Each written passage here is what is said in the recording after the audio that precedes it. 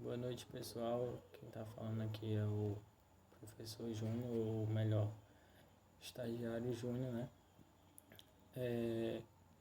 Eu fiquei responsável, né, de fazer o estágio de regência, tanto no primeiro ano como no segundo ano do ensino médio. Eu sou do campus Acaraú, né? Como a Marina, no estágio de observação, ela já tinha apresentado um pouco a gente, tanto eu como a Luana, por alguns motivos, né? Alguns contratempos. A Luana hoje não pôde estar juntamente aqui comigo, mas ela está fazendo o estágio de regência juntamente comigo. Peço também a colaboração de vocês, porque essa primeira aula de hoje eu estou gravando, né, pelo celular e não pelo notebook, porque eu tive alguns problemas com relação ao meu sistema operacional, mas eu estou aqui enfrentando um desafio, né? Porque já é um desafio a gente fazer essas aulas remotamente, mas também aparecem sempre obstáculos ao longo do caminho, mas são coisas que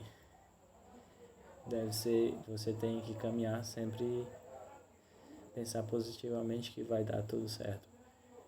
E então, eu sou, como eu já disse, né? Meu nome é João Batista Araújo Júnior. Pode me chamar de Júnior ou como vocês acham melhor. Atualmente eu estou no 8º semestre de Ciências Biológicas e eu estou concluindo já, né? Falta apresentar o TCC e algumas coisas, concluir algumas atividades e concluir o meu último estágio, que é esse de regência. Então, uma das metodologias que eu gostei bastante foi das aulas da professora Marina, foi ela trazer momentos reflexivos, né? Porque se você parar para pensar bem, é uma coisa que realmente você deve parar e refletir sempre, porque sempre vai aparecer obstáculos e às vezes você acaba desistindo, mas você nunca pode pensar em desistir ou muito menos baixar a cabeça. E uma frase que eu sempre levo assim para tudo que eu faço e sempre gosto de carregar comigo, né? É uma frase que eu encontrei na internet e o autor é desconhecido, mas é uma frase bem importante, que eu não me cobro do resultado e sim do processo. Assim, normalmente a gente se cobra muito assim do resultado, pronto. Vamos supor que um dia não, sempre você vai passar por uma avaliação, uma prova, né? E aí você acaba estudando bastante, estuda várias noites, você passa por noites de estudo com outros colegas e acaba, quando você vai fazer a avaliação, acaba se dando mal. Mas você não deve se cobrar tanto assim, vou parar de estudar, porque eu estudo e quando chego na prova eu não consigo mostrar resultado. Mas isso é uma coisa que acontece, às vezes você está com algum problema, alguma coisa, e acaba interferindo na hora do seu aprendizagem, mas você continua tentando, que uma hora você consegue, né? Jamais você pode baixar a cabeça. E você deve carregar sempre isso, porque mesmo que o resultado não saia ali, mas ali é uma fase de processo, entendeu? Você tem que ali, pode ser que não saia o resultado naquele instante, naquela prova, naquela avaliação, mas tudo aquilo que você estudou, pode ter certeza que você aprendeu. Às vezes acontece que você não conseguiu demonstrar naquela avaliação, mas você não pode baixar a cabeça, certo? E agora iniciando a nossa aula, né, que a gente ficou responsável pela unidade 2, né, de citologia, do capítulo Estrutura da Célula, que está relacionada à membrana plasmática. E eu inicio já com um questionamento do que seria citologia, certo? A citologia é um ramo que estuda células, certo? E a célula está relacionada diretamente à membrana plasmática, que vai ser conceituada mais à frente, certo? E o termo, né, citologia, logos significa estudo, né? E quitos significa célula. Então é estudo da célula, né? Certo? E agora, o que seria a membrana plasmática? A membrana plasmática, ela também é chamada de membrana biológica, certo? Ela é responsável por separar os meios internos do externo, certo? Aí, aqui são algumas características da membrana plasmática. A membrana plasmática, ela é constituída por uma película fina e delicada e elástica que envolve e delimita o conteúdo da célula, certo? Ela mantém também as diferenças essenciais entre os meios interno e externo. Mais na frente a gente vai perceber essas diferenças entre o meio externo e externo. Ela também regula a passagem e a troca de substância entre o meio extracelular, você lembra, fora, e intracelular, o meio dentro da célula.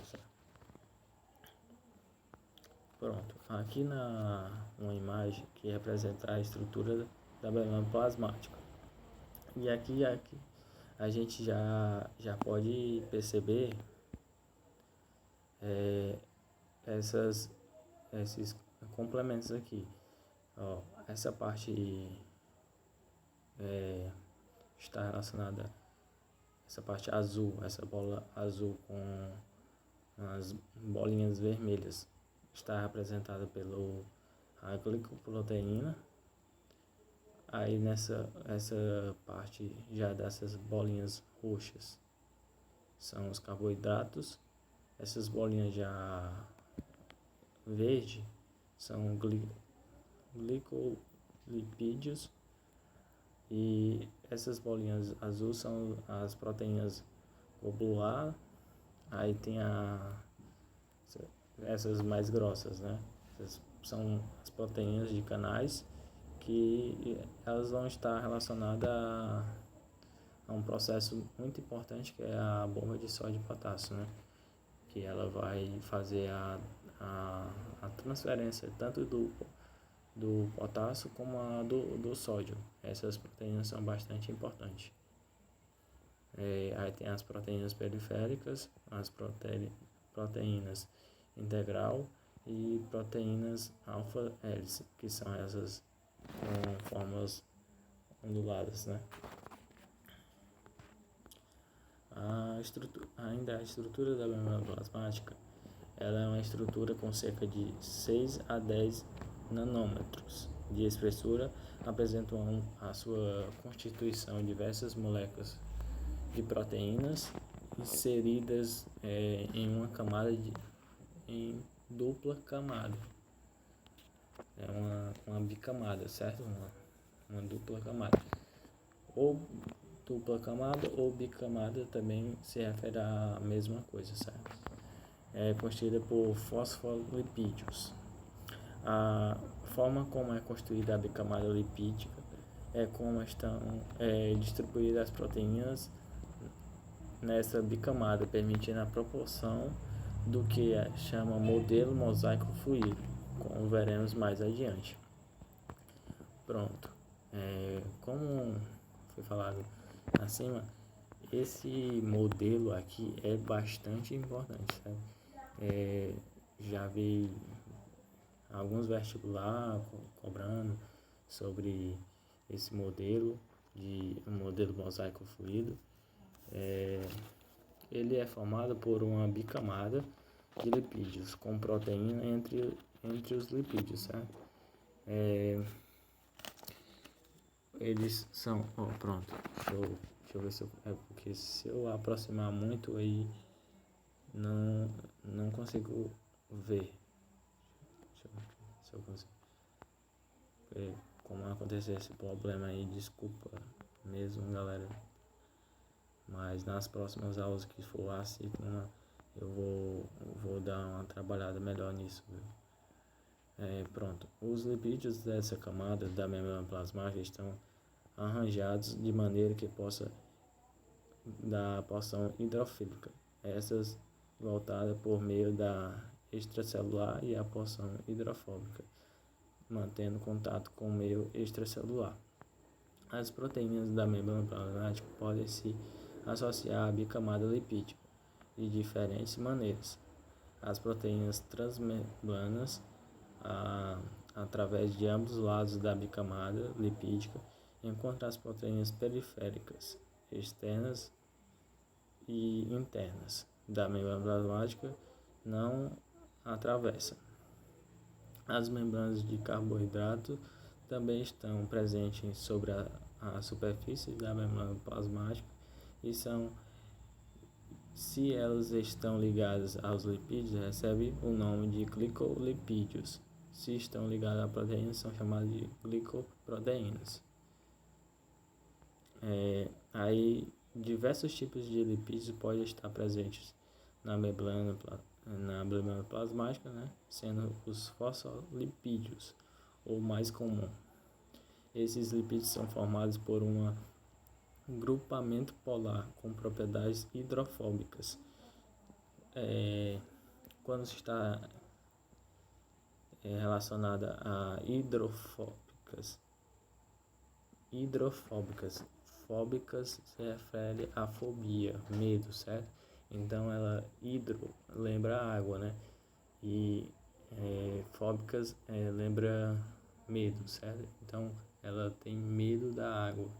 Agora hidrofílicas, ela hidroágua, fílicas, filia, afinidade com a água, certo?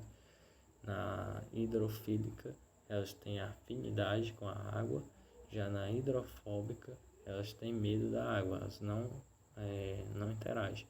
Com a parte da cabeça, né, da bicamada fosfolipídico, a cabeça, essa parte mais esbranqueada, é a parte hidrofílica, a parte que tem a interação com a água, certo? Agora na parte da cauda, essa parte mais amarelada, na parte de baixo, na parte inferior, são a parte hidrofóbica, a parte que a água hidrofóbico, medo da água, certo? Continuando, o modelo mosaico fluido foi proposto por Johnson Singe. Eu acho que eu traduzo assim, eu não sou... se eu fosse traduzir como eu traduzi agora, eu traduzi assim, Johnson Singe e Gretchen Nichols. No ano... continuando. No ano de... Aqui, como eu tava com um problema no meu notebook, e aí, aqui é 1972, certo? E não consegui digitar o 1 por conta do teclado, mas eu vou fazer a correção para vocês, mas desde já, aqui já é no ano de 1972, certo? Aí o modelo foi denominado como nome de mosaico fluido, buscando explicar as estruturas da membrana plasmática, a qual se assemelha a um mosaico fluido formado por proteínas que se encontram inseridas em um fluido de lipídios. A membrana plasmática ela apresenta uma bicamada lipídica formada por fosfolipídios, que são chamadas, essas bicamadas lipídicas são formadas por moléculas anfipáticas, ou seja, ela possui parte hidrofílica, certo? Aí, como eu disse antes, né? Essa parte hidrofílica é a parte que tem afinidade com a água, que está relacionada à cabeça, né? Aquela parte branca. E são ligadas por duas caudas. E as caudas são hidrofóbicas, apresentam aversão à água. Hidrofóbicas, medo da água, fobia, medo, certo? Lembre disso, que isso é muito importante. Agora, com relação aos transportes da membrana, temos os transportes passivos, né, que ocorrem a favor de um gradiente de concentração sem gasto de energia para as células, e são distribuídos em três gradientes: o difusão simples, o difusão facilitada e osmose. Agora veremos com cada detalhe cada um desses transportes. No transporte passivo, né, na difusão simples, é um processo que ocorre na região que as partículas estão mais concentradas para a região que a sua concentração é menor, ou seja, o lado que tenha mais concentração, uma alta concentração, vamos dizer que na concentração no pote 2 tem uma concentração de sódio maior que no pote 2, certo? Então, aqui na difusão simples, o objetivo é que você atinja um equilíbrio entre as concentrações, né? Já que no pote A, vamos dizer assim, no pote A tem uma concentração maior do que no pote B. Então, na difusão simples, o objetivo é que essas duas concentrações estejam equilibradas. Então, o sódio vai ser transferido para o pote B para que as concentrações sejam equilibradas. E assim, né, a difusão ocorre a favor de um gradiente de concentração. Como isso, não há gasto de energia, certo? Nessa imagem aqui abaixo, vou aumentar aqui para vocês, para facilitar um pouco. Pronto. Aqui vamos supor que essas bolinhas azuis estão, né, fora da célula. Aqui tem mais concentração de sódio fora da célula do que dentro, certo? Então, no caso da difusão simples, como tem que ocorrer, o objetivo é a concentração equilibrada entre as concentrações A e B, no caso A em cima e B aqui superior na parte de baixo, as concentrações têm que estar iguais. Então, o sódio, essas bolinhas azuis, tem que descer para baixo para que ocorra o equilíbrio entre as concentrações, certo? Nessa imagem aqui, a ilustração fica maior, né? Dá para você perceber essa diferença, certo? A parte de cima tem mais a concentração maior, a parte de baixo a concentração é menor. Aí vai acontecer o equilíbrio quando essa concentração maior descer e equilibrar as concentrações. No transporte passivo ainda, sobre a difusão facilitada. É um tipo de transporte passivo de substância através de uma membrana celular, que conta com o auxílio de uma proteína carregadora. Essa proteína carregadora é chamada de proteína transportadora, a permease. E esse transporte ocorre sem um gasto de energia, certo? Nessa imagem podemos ver esse transporte, né? Essa transporte facilitado. Nessa parte azul claro seria representado pelo exterior da célula, certo? Fora da célula.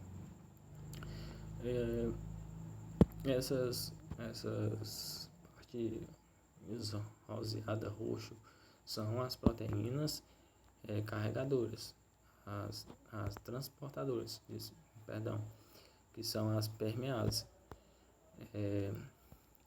E aqui já essa parte amarela, né, seria o interior da célula.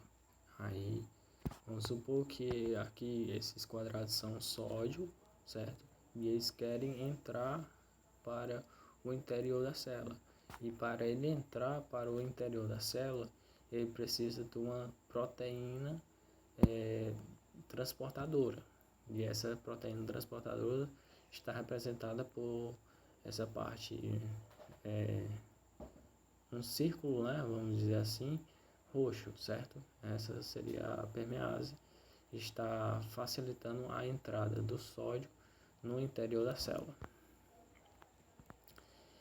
E por último, ainda no transporte passivo, temos a osmose. A osmose está... O que ela significa, né? Osmose significa empurrar, certo? E a osmose é um movimento da água que ocorre dentro das células através de uma membrana semipermeável. Portanto, a osmose serve para o equilíbrio dos dois lados da membrana, fazendo que o meio rico em soluto seja diluído pelo solvente, que é a água. Certo? O meio, lembre-se disso, que a osmose faz com que o meio rico em soluto seja diluído pelo solvente. Aqui tem uma representação, né, da osmose. Como posso dizer, essa linha trajada, assim, um pouco falhada, né, está representada pela membrana facial permeável, e essas bolinhas vermelhas estão representadas pela molécula de sal. Essas bolinhas menores estão representadas pelas moléculas de água, certo? E aí, já aqui na seta, já indicando no quadro B, vamos dizer, no pote B, está acontecendo já o processo de osmose. Porque aqui no pote A, podemos perceber que a concentração de moléculas de sal no lado esquerdo, a concentração de sal é maior do que no lado direito. Há mais moléculas de água do que de sal. Aí já no pote B, né, podemos perceber já um equilíbrio, né? Somente as moléculas de água passam pela membrana. Então, essa membrana aqui, né, somente as moléculas de água poderão passar por ela, no caso do transporte de osmose. Dando continuidade aos transportes, agora estamos relacionados aos transportes ativos.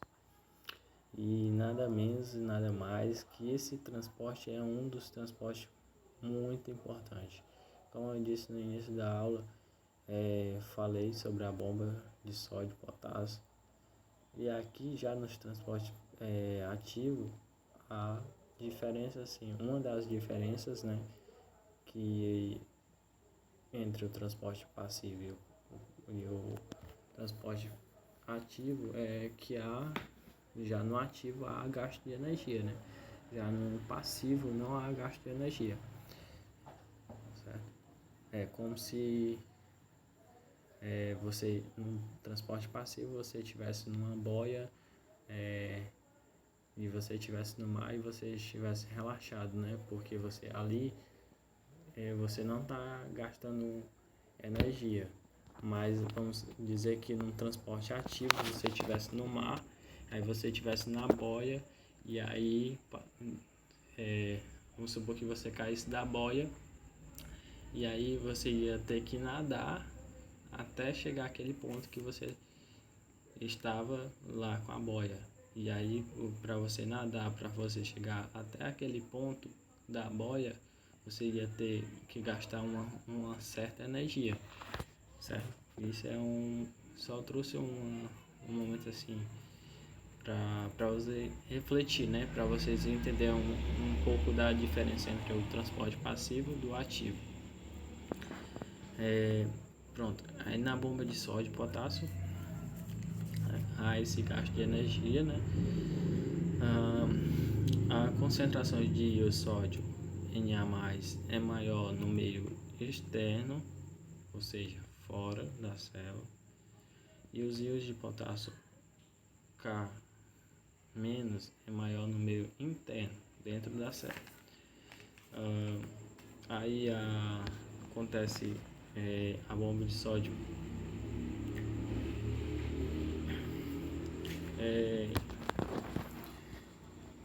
Aqui, ó, pronto. Nessa imagem aqui, podemos perceber que a bomba de... Ficou um pouco pequena a imagem. Pronto. Aqui, ó, podemos perceber que o sódio ele é maior, a concentração dele exterior, né? Fora da célula. E aí, aqui, ó, na parte que tem um triângulo, esse ATP que vai se ligar ao sítio aqui, que vai abrir a proteína, certo? Para fazer com que o sódio se ligue a esses receptores e saia por essa proteína, né, para o meio externo da célula, certo? E aí já aqui, como o potássio está fora, que são essas bolinhas representadas por branco, ele em seguida que o sódio saiu, certo? O potássio vai e entra. Aí aqui já muda que o processo, né? Aqui era ATP e aqui já é ADP, certo? Deixa eu ver se tem alguma coisa mais aqui para falar. Um fato importante também que você não pode dizer que a membrana plasmática só tem uma bomba de sódio e potássio, certo? Não. Você tem que pensar que a membrana plasmática ela é constituída por várias bombas de sódio e potássio para fazer essa transferência de potássio e sódio, né? Aí você deve estar se perguntando, e para que serve mais concentração de potássio dentro da célula? É importante tanto para a respiração celular e para a síntese de proteína. E também outra pergunta que vocês podem estar se perguntando é para que serve o sódio fora da célula, da célula. Fora da célula, o nome é o exterior. Serve para o equilíbrio osmótico, certo? Porque se ele ficasse dentro, ia acontecer o processo de ruptura da célula, né? Ia encher de água e aí aquela célula ia acabar se rompendo, morreria. Aí nos transportes passivos ainda temos o processo de fagocitose, que é um processo pela qual a célula engloba uma partícula sólida pela emissão de pseudodutos. Aí um exemplo clássico disso é a alimentação das amebas, que atua na macrófagos, que fagocita os antigêneros. Certo? E ainda, após a fagocitose, ocorre a formação de uma bolsa denominada de fagossomo. Nessa imagem podemos perceber isso. Certo? Aqui, essa primeira imagem está representada pela ameba, Aí temos o núcleo, que é essa parte mais central da ameba, e temos os lisossomos, que são essas partes menores que estão ao lado do núcleo. Temos já nessa parte seguinte, temos representado já a fase de contato, né, que essa fase de contato está representada pela bactéria. E já quando acontece já essa parte 2, que a bactéria se liga, né, a ameba, já acontece o processo dos pseudutos, a formação dos fagossomos, né? Já está acontecendo, como ele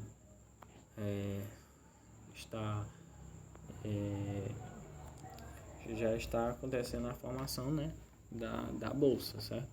Quando a bactéria se liga, né, a ameba, e aí os pseudutos estão formando os fagossomos. Aí, no processo 4, o fagossomo já está formado, aí a morte da bactéria, né, a morte da bactéria, a absorção dos nutrientes. Depois que acontece a morte da bactéria, já acontece a absorção dos nutrientes. Nessa penúltima imagem, o fagossomo, o vácuo, já está no processo digestivo. E no último aqui, a última fase, é a pós-digestão, certo? Os resíduos da bactéria são jogados para fora. Aí há também um processo de pinocitose, processo pela qual a célula engloba gotículas de líquido por invaginação de membrana. E após a pinocitose ocorre a formação de uma bolsa denominada de pinossomo. Não sei se vocês perceberam, mas tanto na fagocitose como na pinocitose acontece essa formação dessa bolsa. Só que aqui já acontece de forma diferente, né? Não tem a parte dessa ameba. E sim, aqui são os fluidos extracelular, que são essas pontinhos, os losangos e quadrados e estrelas são as substâncias que se liga à membrana plasmática, que está entrando para o citoplasma. Aí, para finalizar, temos as junções intracelulares. Na parte das junções intracelulares, elas também podemos chamar de junções aderentes ou junções comunicantes, certo? Elas têm a função, qual é a função delas? Elas têm a função de unir as células da membrana plasmática. Aí temos os diferentes tipos de junções. Temos as junções ocludentes ou aderentes, certo? Temos os desmossomos, temos as junções comunicantes e temos os plasmodermos, que esses plasmodermos estão relacionados às células vegetais. Mas já as junções ocludentes são junções comuns nas células epiteliais. Nos desmossomos são muito comuns em células musculares, e já as junções comunicantes são formadas por canais construtivos de proteína. Cada junção dessas tem uma função diferente, certo? Nesses daqui são em comum, né, encontrar as junções oculares ou aderentes, são comuns encontrar elas em tecidos ou células epiteliais, e os desmossomos são encontrados em células musculares. Junções comunicantes são encontradas em construções de proteínas, e os plasmodesmos são encontrados em células vegetais. É, obrigado, né? Eu espero que vocês tenham gostado. E qualquer dúvida, pode entrar em contato comigo. Eu deixei o meu Gmail no início da apresentação. Qualquer dúvida pode mandar para mim. Quando eu tiver tempo, eu respondo todas as dúvidas de vocês. Se eu não responder pelo e-mail quando for na próxima aula, se for assíncrono ou assíncrono, de qualquer forma eu já inicio a aula falando sobre a questão que você estiver com dúvida, certo? Eu repito, se eu não souber, eu tento pesquisar em algumas fontes confiáveis, certo? E trazer a resposta para vocês. Agora, já que se eu não tiver a resposta imediata, como possa ser que eu não saiba te responder no momento que você perguntar, mas ao longo das aulas eu vou trazer a resposta para você. E eu espero que vocês tenham gostado. E desculpa mesmo pela forma como eu apresentei aqui a apresentação desse vídeo, né? Certo? Que aconteceu esses imprevistos aí com o sistema operacional e eu não consegui gravar de outra forma a não ser pelo celular. Mas assim, como eu disse naquela frase, não me cobro do processo, não me cobro, né? Não se cobre, né? Tanto assim, né? Vá mais pelo seu processo, pelo seu aprendizado. E tipo, é um grande desafio estar aqui com vocês, certo? Mesmo por aula assíncrona, mas mesmo com esses problemas que vieram a acontecer, mas eu não desisti, estou aqui, estou apresentando pelo celular, é complicado tanto para vocês, tanto para mim, porque eu não queria estar apresentando a primeira aula dessa forma, mas espero que vocês tenham aprendido, né, na aula de hoje. E as dúvidas podem entrar em contato comigo que eu irei responder. Então até logo, até a próxima aula, viu? Fique com Deus, se cuidem.